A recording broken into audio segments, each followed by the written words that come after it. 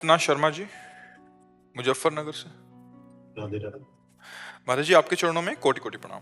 महाराज जी, मैं शादी से पहले बहुत ध्यान पूजा पाठ करती थी, लेकिन शादी एक ऐसे इंसान से हुई जिसमें सभी अवगुण हैं। मेरी पूजा पाठ को ढोंग कहते हैं। अरे छोड़ो, जाने का नंबर आ गया। तुम शादी और दुनिया के प्रपंच में पड़ी हो। अरे माई, जो कर्मों का संयोग था वो दूल्हा बन के आ गया। अब ऐसे दूल्हा को पकड़ जो शाश्वत और अविनाशी है। प्रभु को पकड़, छोड़ अब ये सब झंझट की बातें। जैसे हम पूजा पाठ करते हैं ना, बट अब शब्द बोलते रहते हैं। लंका में रह के भक्ति हो सकती तो घर में पति विरुद्ध हो तो भक्ति नहीं हो सकती। हमें पूजा पाठ किसकी करनी है, बात समझना है। पति विरोध करे, हम कहते हैं बिल्कुल पाठ मत करो, लेकिन राधा राधा हमारी धड़कन में चल रहा है, इसे कौन रोक सकता है। बाहर कहे तिलक मत लगाओ, मत लगाओ, अब वो चला गया, अब सत्संग सुन लिया। राधा राधा चोरी चोरी भजन करो, देखो भगवान की प्राप्ति होती कि नहीं होती।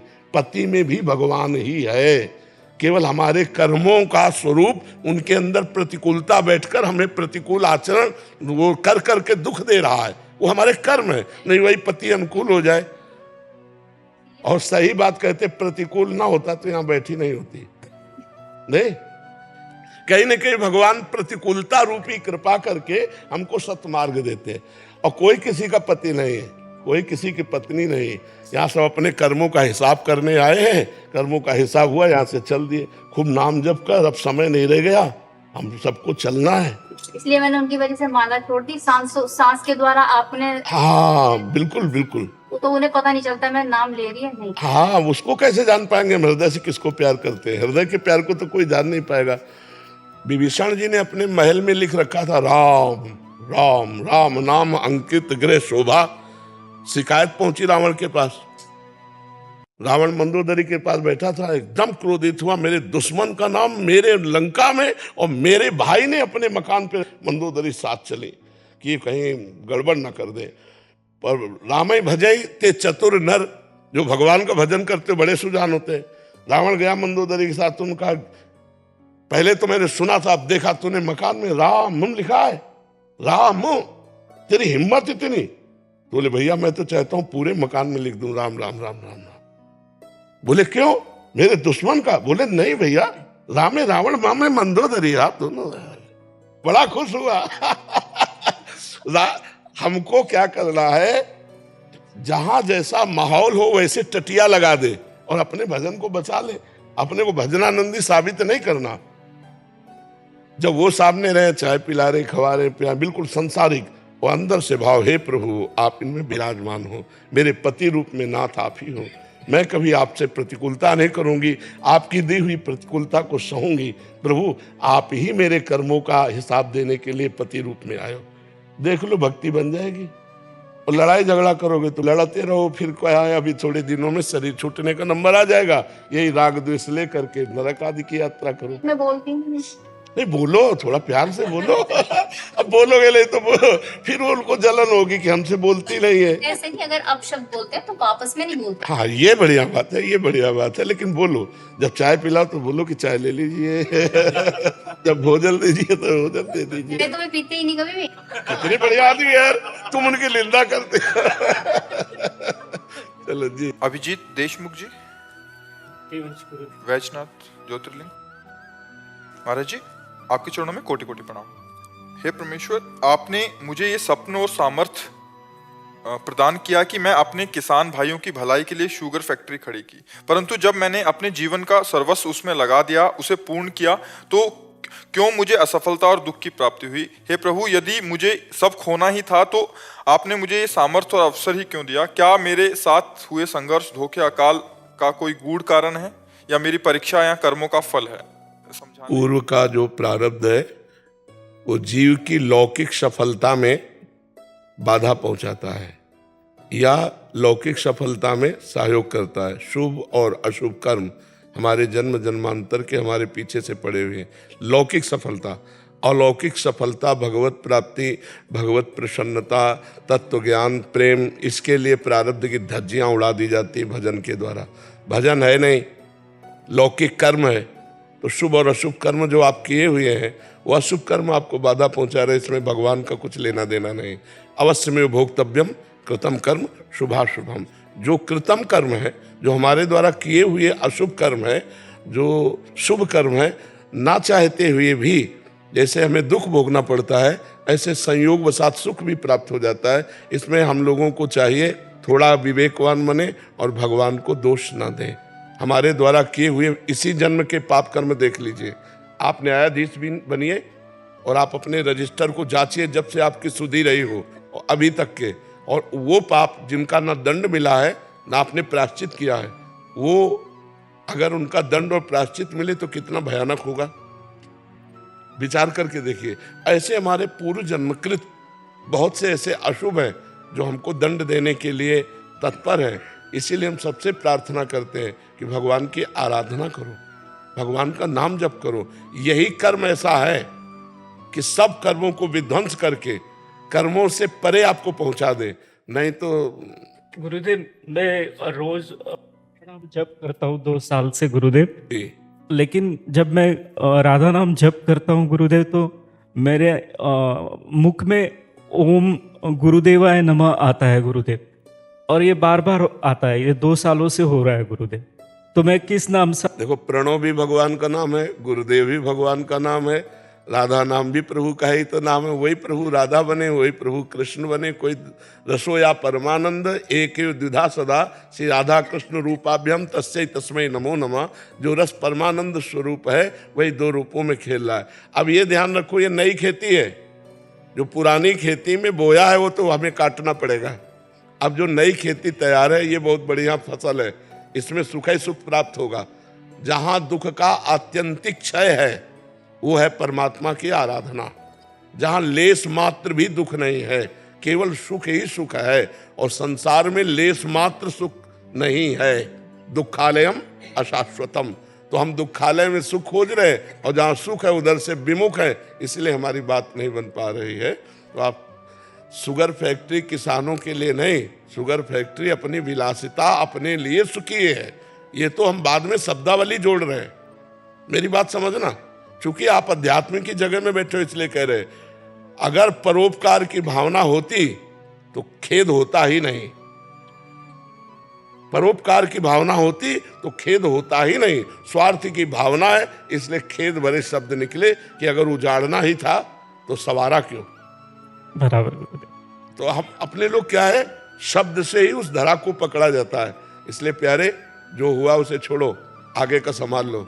वर्तमान न बिगड़े तो भूत और भविष्य दोनों पावन हो जाएंगे। वर्तमान यदि भगवत में है तो हमारा भूत भविष्य भगवत में हो जाएगा। भूत जो हुआ वो तो बीत गया, आगे जो भविष्य आएगा वो बड़ा मंगलमय होगा। यदि हमारा नाम जब चल रहा है, भगवत आराधना चल रही है, चिंता मत करो। ये उतार चढ़ाव सबके जीवन में आता है। सुबह था राज्याभिषेक और शाम के हो गया 14 वर्ष का वनवास। भगवान को हो गया तो हम लोग तो इंसान है यार। भगवान को हो गया तापस वेश विशेष उदासी, 14 वर्ष राम वनवासी। जहां सुबह चक्रवर्ती सम्राट पर पद पर अभिषिक्त होना था, वहां शाम के ही 14 वर्ष का वनवास हो गया भगवान को। तो ये मानव जीवन, ये संघर्षमय जीवन है। इसमें हमको हारना नहीं है, हार करके भी जीतना है। हम फिर प्रयास करेंगे और किसी व्यापार में प्रयास करेंगे, हमें हारना नहीं। ठीक है गुरुदेव। गुरुदेव, मैं ओम गुरुदेवाय नमः आपके मुख से सुनना चाहता हूँ गुरुदेव। हमारे मुख से तो राधा राधा राधा राधा राधा, क्योंकि अपनी रुचि में हमको मत चलाओ, हमारी रुचि में चलो तब तो बात बोलेगी, है नहीं। अपनी रुचि में यदि गुरुदेव को चलाओगे तो तुम गुरु हुए, वो चेला हुए। तो हमें लगता है राधा राधा जपो, मन की चाल में मत फंसो। राधा ही गुरु है, गुरु ही राधा है, दूसरा कोई नहीं है। ठीक है, और आनंदित रहो, घाटा मुनाफा में विक्षिप्त मत हो। सुख दुखे समय कृत्वा लाभा लाभो जया जयो। ये सिद्धि है, ये परमार्थ की सिद्धि है। द्वंद्व विमुक्ता होना है। अरे हम भगवान के अंश है यार, ये मुनाफा और घाटा सब यही बैंक में पड़ा रहेगा। अभी मरोगे ना तो ना शुगर फैक्ट्री जाएगी, ना शुगर की कमाई जाएगी, और ना शरीर का शुगर जाएगा, यही सब रह जाएगा। इसलिए राधा राधा राधा नाम सुधा रसम रसी तुम जिह्वास्तु में विह्वला, जिह्वास्तु में विह्वला राधा नाम सुधा रसम। राधा राधा राधा। स्वाति जी। महाराज जी, आपके चरणों में कोटि कोटि प्रणाम। महाराज जी, भगवान हमसे प्रसन्न है, ये कैसे पता चलेगा? जब द्रवहि दीन दयालु राघो तो साधु संगति पाइए। अगर भगवान प्रसन्न है, इसकी पहचान करनी है, तो अब मोहि भा भरोस हनुमंता, बिनु हरि कृपा मिले ने संता। जब द्रवहि दीन दयालु राघो तो साधु संगति पाइए। जब रघुनाथ जी भगवान प्रसन्न होते हैं तो साधु समागम दे देते हैं। सुत दारा धन लक्ष्मी पापियों के घर होए, संत समागम हरि कथा तुलसी दुर्लभ धोए।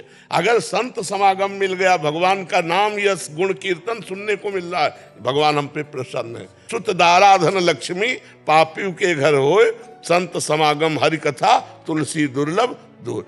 उमा संत समागम समन लाभ कछुआन। यदि संत समागम मिल गया तो भगवान हम पर प्रसन्न है, यह हमें पक्का विश्वास है। और तो हम मायाकृत वस्तुओं के आने जाने को भगवान की प्रसन्नता नहीं जोड़ते।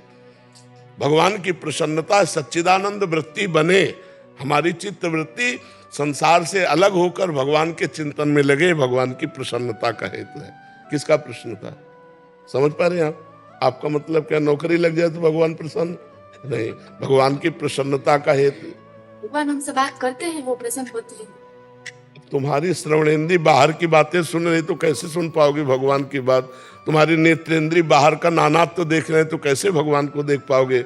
नहीं तो भगवान के बिना बिजली इसमें है ना, ये पंखा नहीं जानता, ये हम जानते हैं कि ये बिजली से चल रहा है। ऐसे ही आप भगवान से ही बोल रहे हो, भगवान से ही देख पा रहे हो, भगवान से ही चल पा रहे हो।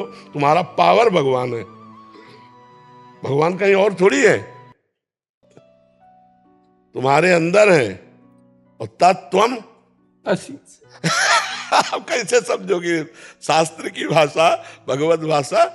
तत्त्वम असी, वही तुम हो, वही पावर तुम हो, केवल भूल गए हो। वही तुम जानत तुम्हें हो जाई, सोई जान ही जे देव जनाई, और जानत तुम्हें ब्रह्मविद ब्रह्मयु भवती। अब बच्चा भजन करो तो बात समझ में आ जाएगी। नाम जप करो, खूब नाम जप करो, बुजुर्गों की सेवा करो, सत्संग सुनो, फिर देखो जीवन कैसे आनंदमय होता है। जी पीयूष पराशर राधा वल्लभ प्रिय हरिवन जी। महाराज जी, आपके चरणों में कोटि कोटि प्रणाम। महाराज श्री, आपने अपने सत्संग और एकांतिक में कहा है कि शरीर छूटते समय यदि राधा नाम मुख से लिया जाए तो राधा जी की प्राप्ति होगी। और आप कहते हैं कि सारे कर्म कार्य भगवान की पूजा है और सारे कार्य तन्मयता से करके भगवान को समर्पित करने चाहिए और बीच बीच में राधा राधा नाम लेना चाहिए। यदि हम किसी कार्य को भगवत कार्य मानकर करें और पूरा ध्यान उस कार्य पर हो, निरंतर नाम जप ना हो पाए और उस बीच शरीर छूट जाए तो भगवान ही स्मृति बनते।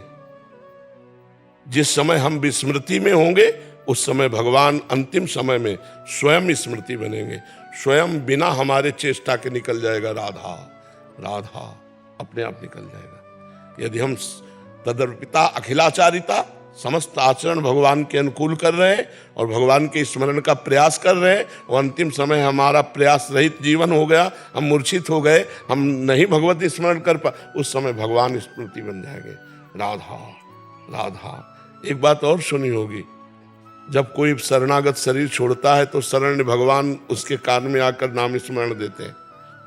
तो हमें अविश्वास थोड़ी करना है, मस्त रहना है, मस्त रहो, भगवान के आश्रित रहो और मस्त हो जाओ। भगवान का आश्रय ही सब सुखों को प्रदान करने वाला है। अन्यथा तो बच्चा जैसे समुद्र में नौका डूब रही हो, अब क्या ऐसी हालत अपने लोगों की है। अगर भगवान का आश्रय न लिया तो अपार संसार समुद्र मध्य समज्जतों में शरणम किमस्ति, तो गुरु कृपालो कृपया वदेत श्री विश्वेश्वर पादाम्बुज दीर्घ नौका।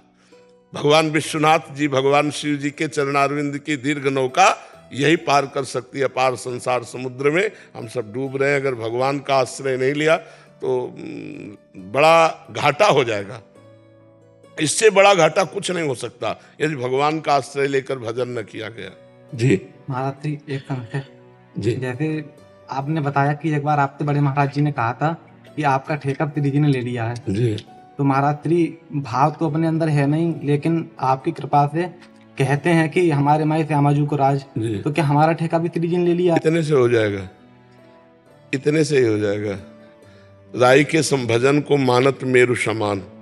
हमारे प्रभु का स्वभाव ऐसा है कि कोई वचन से शरणागति कर दे तो उसे पकड़ लेते हैं, छोड़ते नहीं। पकड़े न होते थे तो हमारे सामने आंख थोड़ी मिला सकते थे। है, कोई पकड़े हैं, तभी आकर आप जहाँ बैठे हो यहाँ बैठना भगवान की कृपा से ही सुलभ हो सकता है, यहाँ ऐसे नहीं हो सकता है। तो भगवान ने पकड़ लिया आपको। श्री राधिका कृपा बिनु सबके मनन अगम्य, प्रथम यथामति प्रणवों श्री वृंदावन अति रम्य, श्री राधिका कृपा बिनु सबके मनन अगम्य। बिना लाडली जू की कृपा के आप वृंदावन नहीं आ सकते, और बिना लाडली जू की कृपा से आप हमसे बात नहीं कर सकते, क्योंकि ये जीवन बिका हुआ लाडली जू का है। अगर हम आपको देख रहे हैं, आपसे बात कर रहे हैं, तो मेरी प्रियाजू ने आपको चाहा है, मेरी प्रियाजू ने आपको स्वीकार किया। अब बात मान लो, जब कोई प्रमाण दे दे तो बात मान लेना चाहिए। तो मान लो ना, तुम्हें ठाकुर जी ने, श्री जी ने स्वीकार किया, मान रहे हो? मान गए प्रभु। मान लो, हो जाएगा। मान जाओगे तो जान जाओगे, मान के जान लो या जान के मान लो। हाँ, आप निश्चिंत रहिए। समृद्धि श्रीवास्तव जी छत्तीसगढ़ से। श्री हरिवंश महाराज जी, महाराज जी, जब भी मन अशांत होता है या कुछ समझ नहीं आता तब क्या करूं? तब आपके सत्संग, आपके विचार सुनती हूं तो मन बहुत शांत हो जाता है। मेरे लिए ये एक प्रेरणा है। यदि कभी कुछ खराब होता है या कोई कार्य की गति रुकती है तब फिर वही डर सताता है और मन में निराशा आ जाती है। जीवन क्या है ये सोचने लगती हूँ, कहीं मैं अपने मार्ग से भटक तो नहीं रही। महाराज जी, मुझे मार्गदर्शन करें। जब तक हमारा चिंतन सही नहीं होगा तब तक बात बनेगी नहीं। हमारा जगत चिंतन छूटे और भगवत चिंतन निरंतर चलने लगे और ये दीर्घ काल तक चले, फिर आप देखेंगे कि सारे प्रश्न, सारे संशय खत्म हो गए। भगवत चिंतन नहीं होगा, जगत चिंतन होगा, तो इसमें जगत में द्वंद्व रहता है, संशय रहता है, विपरीत भावना रहती है। भगवान में एक रस रहता है, द्वंद्व नहीं रहता, और विपरीत भावना नहीं रहती, निश्चिंतता रहती है, निशोकता रहती है, निर्भयता रहती है। तो हमें लगता है कि अगर आप अपने चिंतन को सुधारें तो बहुत जल्दी लाभ मिल जाएगा।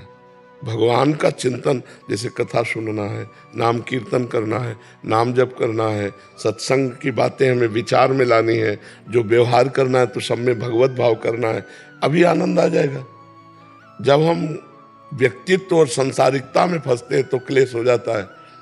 अध्यात्मवान होकर अगर संसार में व्यवहार करो तो कभी क्लेश होगा ही नहीं। हर क्रिया को बड़े सांगोपांग से चतुरता पूर्वक निपटाने की सामर्थ्य होती है अध्यात्म में।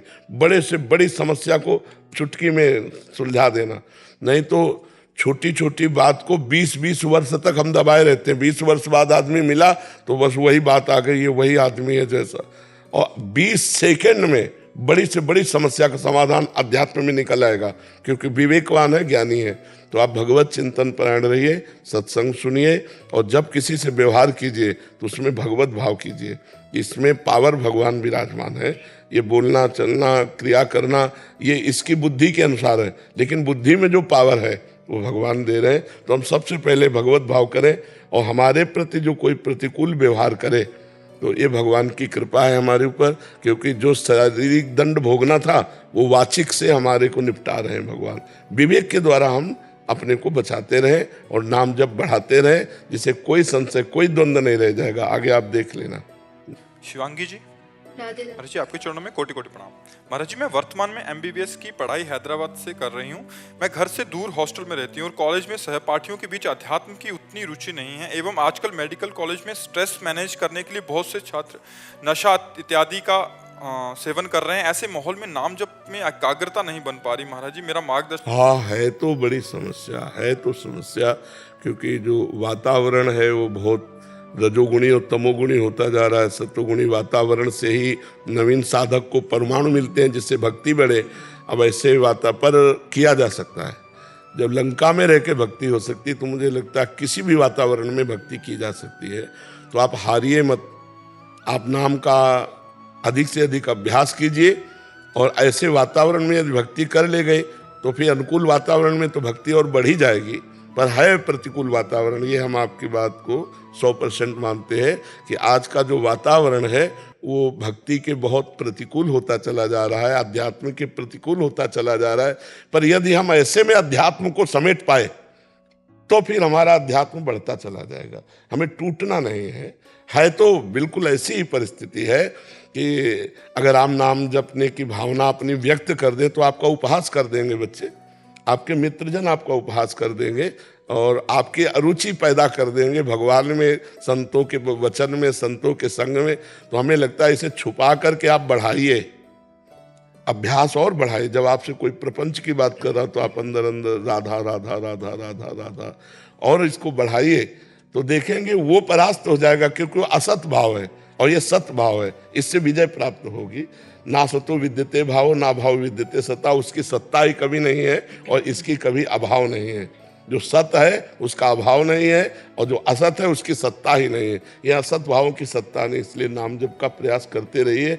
आप अपने परिकर में ऐसी अद्भुत बनिए कि वो लोग जान ही ना पाए। अंदर ही अंदर भगवत चिंतन, अंदर ही अंदर सात्विक चिंतन, असत चिंतन का त्याग करते हुए तो हमें लगता है कि निकल जाएंगे। और अगर वातावरण में फंसेंगे तो ये तो हम फिर कहते हैं 100% आज का वातावरण बच्चों के लिए क्या, किसी के लिए भी भक्ति लायक नहीं। सबसे बड़ा वातावरण तो हमारी जेब में पड़ा है, मोबाइल। जो चाहो देख लो, मन वैसे ही गंदा है तो जाएगा गंदगी की तरफ ही। तो हमारी चित्त वृत्ति अगर सही ना रहे तो हम अन्य वातावरण छोड़ दो, मोबाइल ही बर्बाद कर देगा हमें।